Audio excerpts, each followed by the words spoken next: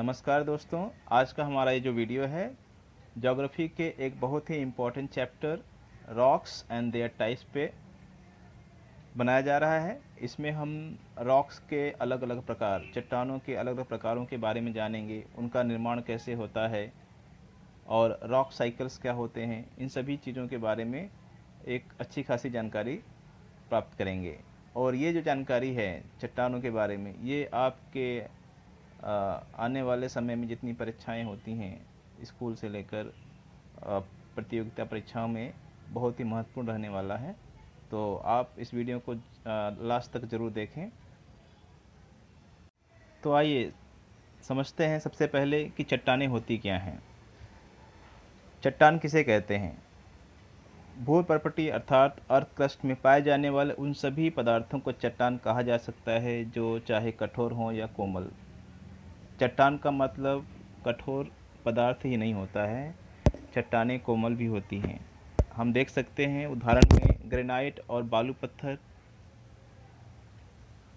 Sandstone, ये कठोर चट्टानें हैं, जबकि चीका, खड़िया मिट्टी और चूना पत्थर ये सब कोमल चट्टानें हैं जिनको आप अपने हाथों से मसल कर तोड़ सकते हैं। और जो चट्टानें होती हैं हमारे आसपास, उनका निर्माण जो है कई तरह के खनिजों से होता है। और इनमें जितने भी खनिज पाए जाते हैं उनमें 4 सबसे महत्वपूर्ण खनिज होते हैं, और वो होते हैं ऑक्सीजन जो सर्वाधिक मात्रा में पाया जाता है 46.8%, सिलिकॉन 27%, एल्युमिनियम 8.14% और लोहा 5%। कुल मिलाकर हमारी जो भूपर्पटी है, भूमि के ऊपर का जो हिस्सा है, उसको क्या कहते हैं? अर्थ क्रस्ट को भूपर्टी कहते हैं। और उसमें सबसे ज़्यादा मात्रा इन 4 तत्वों की पाई जाती है। और इन्हीं तत्वों से, और इनके अलावा और भी कई तत्व होते हैं, इन सब से मिलकर ही चट्टानों का निर्माण होता है। चलिए आगे देखते हैं चट्टानों के कितने प्रकार होते हैं। बेसिकली जो चट्टानें होती हैं वो 3 प्रकार की होती हैं। पहला प्रकार है आग्नेय चट्टानें, जिनको हम इग्नियस रॉक्स भी कहते हैं। उदाहरण हैं बेसाल्ट और ग्रेनाइट।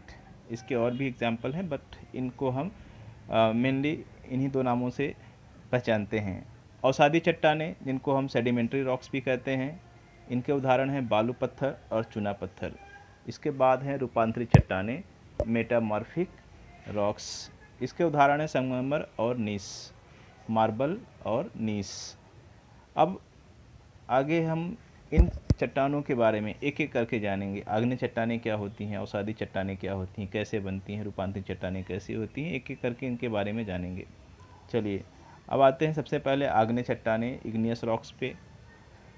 देखिए आग्नेय चट्टानों का जो निर्माण है, इसका जो फॉर्मेशन है वो मैग्मा। आप सब जानते होंगे कि जो धरती का जो अर्थ क्रस्ट है उसके नीचे का, मतलब धरती के ऊपरी हिस्से से 100 किलोमीटर नीचे जाएंगे तो वहाँ का जो अधिकतर हिस्सा है वो पिघला हुआ है। पिघला मतलब वो लिक्विड फॉर्म में है, जैसे कि से जेली फॉर्म कह सकते हैं आप, आधी आधी पिघली अवस्था में है। तो वहाँ पे जो चट्टानें होती हैं वो पिघली अवस्था में होती हैं, और जो पिघली अवस्था की चट्टानें होती हैं उनको मैग्मा कहा जाता है। जब यही मैग्मा धरती के अंदर ही या धरती के बाहर आकर ठंडा हो जाए तो इनसे आग्नेय चट्टानें बनती हैं। और चूँकि जो 3 प्रकार की चट्टानें होती हैं उनमें सबसे पहले इनका ही निर्माण होता है, आग्नेय चट्टानों का ही, इसलिए इन्हें प्राइमरी रॉक्स भी कहते हैं। देखिए आग्नेय चट्टानें जो हैं 2 प्रकार की होती हैं, एक ग्रेनाइट और दूसरा है बेसाल्ट।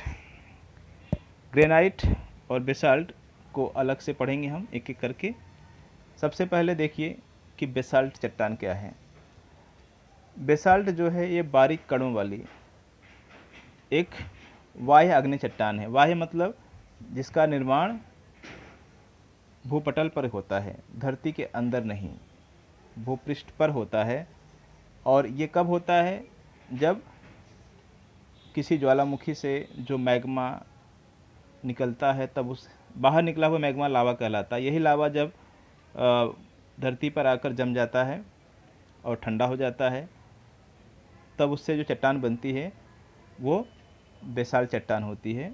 और ये जल्दी जल्दी समय में जमने के कारण ये बारीक कणों वाली होती है, मतलब इसके जो अंदर जो कण होते हैं वो छोटे होते हैं। और इस बेसाल्ट रॉक्स में जो है सिलिका एक तत्व है जिसकी मात्रा 45 से 65% तक होती है। और अगर हम इसको कंपेयर करें ग्रेनाइट से तो उसके मुकाबले ये कम कठोर चट्टान होती है। ये कठोर चट्टान होती है बट ग्रेनाइट से कम होती है। चलिए अब आगे देखते हैं ग्रेनाइट के बारे में। ग्रेनाइट एक इंट्रूसिव अग्नि चट्टान है। जब चट्टान का निर्माण पृथ्वी के या जो भूपटल है भूपृष्ठ के नीचे ही हो जाता है तब वो ग्रेनाइट चट्टान बनती है। और इसका निर्माण जो है धरातल मतलब जो अर्थ क्रस्ट है उसके काफ़ी नीचे 50 किलोमीटर 100 किलोमीटर नीचे से लेकर 5-10 किलोमीटर नीचे तक भी हो जाता है। कुल मिलाकर ये भूपटल से नीचे ही इसका निर्माण होता है। और चूँकि ये पाताल में होता है इसका निर्माण, इसलिए इसे प्लूटोनी चट्टान भी कहते हैं। प्लूटो जो है एक ग्रीक देवता हैं जिनको पाताल का देवता कहते हैं, इसी से इसका नाम प्लूटोनी चट्टान भी कहा गया है। और चूँकि ये काफ़ी गहराई में बनता है, आराम से ठंडा होता है, बाहरी कारक होते नहीं, बाहर का टेम्परेचर इसको प्रभावित नहीं करता है, धीरे धीरे ठंडा होता है। तो इस कारण से इसके जो रवे होते हैं मतलब इसके जो छोटे छोटे कण होते हैं वो बड़े होते हैं और रवेदार होते हैं। तो ये बेसाल्ट के मुकाबले अधिक मजबूत और चमकीला होता है। घरों में अक्सर आप देखते हैं जो किचन में टाइल्स या किचन में जो पत्थर लगा होता है वो अक्सर ग्रेनाइट होता है। चलिए अब हम आते हैं अगला अवसादी चट्टानों पे। अवसादी मतलब सेडिमेंट्री रॉक्स। अब अवसाद और सेडिमेंट्स क्या होते हैं इसको देखते हैं आगे। ये चित्र में देख सकते हैं, ये एक अवसादी चट्टान का एक एग्जाम्पल है। ये दूसरा अवसादी चट्टान है। एक्चुअल में अवसादी चट्टानों का जो निर्माण है वो जमाव के फलस्वरूप होता है। जो ग्रेनाइट चट्टानें होती हैं या बेसाल्ट चट्टानें या कह सकते हैं आग्नेय चट्टानें होती हैं, जब ये टूटती फूटती हैं तो ये नदियों द्वारा पवनों द्वारा बहाकर किसी जलीय निकाय मतलब समुद्र में या किसी ऐसे जगहों पे लाकर जमा कर दी जाती हैं और परत के ऊपर परत इनकी जो है लेयर बैठती जाती है। फिर उसके बाद जो आंतरिक शक्तियाँ होती हैं तापमान दबाव ये सब चीज़ें जो हैं अंदर से उस पर प्रेशर बनाकर इनको ठोस रूप में ले आती हैं और इस तरह से अवसादी चट्टानों का निर्माण होता है। ठीक है। और अवसादी चट्टानें जो होती हैं इनके प्रमुख उदाहरण क्या हैं? देखिए हमारी लाइफ में बहुत सारे चट्टानें ऐसी हैं जिनको हम यूज में लाते हैं लेकिन हमें पहचान नहीं होती कि हम आखिर कौन सी चट्टान को यूज़ कर रहे हैं। तो देखिए बहुत सारे चट्टानें हैं जैसे बालू पत्थर जो घरों में अक्सर जो बाहर देखें नालियों के ऊपर लगाए गए चट्टानें होते हैं, जो पत्थर होते हैं वो बालू पत्थर होती है। चीका मिट्टी है, सेल है, चूने का पत्थर है। घरों में जो चूना लगता है वो भी एक पत्थर ही होता है।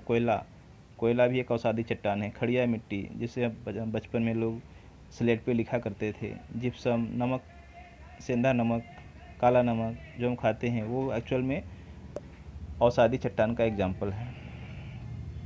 चलिए अब अगला देखते हैं रूपांतरित चट्टान जिसको हम मेटामॉर्फिक रॉक्स कहते हैं, जिसका रूप बदल गया हो। वो अब रूप किसका बदलेगा? पहले जो दो चट्टानें हैं, एक आग्नेय चट्टानें हैं, इग्नियस रॉक्स हैं, और दूसरा है सेडिमेंट्री रॉक्स। जब इन्हीं का ही रूप बदल जाता है, इन्हीं का जो एक तरह से स्ट्रक्चर बदल जाए तब वो रूपांतरित चट्टान कहलाती हैं। ठीक है। और इस रूपांतरण की क्रिया में या ट्रांसफॉर्मेशन की क्रिया में मेन जो रोल होता है वो टेम्परेचर और प्रेशर का होता है, ताप और दाब का। धरती के अंदर का तापमान और उसके अंदर का दाब जो है कई परिस्थितियों में इन्हीं चट्टानों को, इग्नियस रॉक्स को या कहिए तो सेडिमेंट्री रॉक्स को ही बदलने में कहते ना कहीं कि कभी कभी कोयले खानों में हीरा मिलता है, तो वही है। एक हीरा भी एक तरह का कह सकते हैं कि एक रूपांतरित चट्टान है। कोयला रूपांतरित हो जाता है हीरे में। लेकिन हमारा जो मेन इससे एग्जाम्पल हैं जिसको हम ज़्यादातर जानते हैं वो देखिए आपके घरों में लगने वाला मार्बल, संगमरमर, वो चूने पत्थर से बनता है। सिस्ट, नीस, स्लेट और क्वार्ट्जाइट ये सभी जो हैं रूपांतरित चट्टानों के एग्जाम्पल हैं। ये चट्टानें ऐसी होती हैं जो इग्नियस आग्नेय चट्टान और सेडिमेंट्री रॉक्स का रूप बदलने से बनती हैं। और ध्यान रखिए, ये उनसे भी अधिक कठोर और मजबूत होती हैं। चलिए अब आते हैं कुछ मेटामॉर्फिक रॉक्स के बारे में जानते हैं। किन किन चट्टानों से इनका निर्माण होता है, उनका बेस रॉक क्या होता है और रूप बदलने पे वो क्या बनती है। जैसे चूना पत्थर है, जब वो उसका रूप बदल जाएगा तो वो संगमरमर बन जाएगा। इसके बाद देखिए बालू का पत्थर मतलब सैंड स्टोन है तो उससे क्वार्टजाइट बन जाएगा। और सेल जो है वो स्लेट में बदल जाता है। ग्रेनाइस का नीस में रूपांतरण होता है। और वैसे ही गैब्रो जो है सर्पेंटाइन में। तो इनके फिगर आप देख सकते हैं, इसमें दिया हुआ है। चलिए अब आते हैं हम रॉक साइकिल पे। रॉक्स कैसे बनते हैं आप समझ गए होंगे। इग्नियस रॉक्स कैसे बनता है, सेडिमेंट्री कैसे बनता है, मेटामॉर्फिक कैसे बनता है। तो इनका एक पूरा एक सर्कल चलता है। एक जैसे वाटर साइकिल होता है वैसे रॉक साइकिल भी बन जाता है। कैसे ये एक दूसरे से बनते हैं और बिगड़ते हैं, ध्यान रखिए। आपको पता है मैग्मा जो है वो इग्नियस रॉक्स को बनने में जिम्मेदार होता है। मैग्मा से जब कूल होता है, मैग्मा बाहर आकर या ज़मीन के अंदर कूल हो तो इससे इग्नियस रॉक्स बनते हैं। इग्नियस रॉक्स जो है वो टूट फूट होती है, उनसे बारीक बारीक कण बनते हैं। फिर यही कण जो है पानी में बहकर या हवा के माध्यम से ज़मीन के अंदर दबे जाते हैं और लेयर पे लेयर बैठती जाती है। काफ़ी लाखों करोड़ों साल में यही सेडिमेंट जो हैं दबाव और तापमान और प्रेशर इन सब की वजह से वो हार्ड रूप में बन जाते हैं और वो सेडिमेंट्री रॉक्स बन जाते हैं। फिर यही सेडिमेंट्री रॉक्स इग्नियस रॉक्स जो है हीट और प्रेशर में मेटामॉर्फिक रॉक्स में बदल जाते हैं। फिर इनकी भी टूट फूट होती है, फिर वो सेडिमेंट बनते हैं। लेकिन यही मेटामॉर्फिक्स और इग्नियस रॉक्स जब ज़मीन के अंदर उन जगहों पे पहुंच जाते हैं जहां पे खूब सारा टेम्परेचर होता है, तो उस टेम्परेचर में वो वापस पिघल कर मैग्मा बन जाते हैं। तो कुल मिलाकर ये जो रॉक साइकिल है वो कंप्लीट हो जाता है। ठीक है। तो इस तरह से हमने जो रॉक्स जो चैप्टर है मतलब चट्टान और उनके प्रकार, इसको हमने छोटे वीडियो में आसानी से समझ लिया है। और मुझे उम्मीद है आप सबको बड़ी ही सरल भाषा में इसको समझ में आया होगा। तो वीडियो को लाइक सब्सक्राइब करना ना भूलें। धन्यवाद।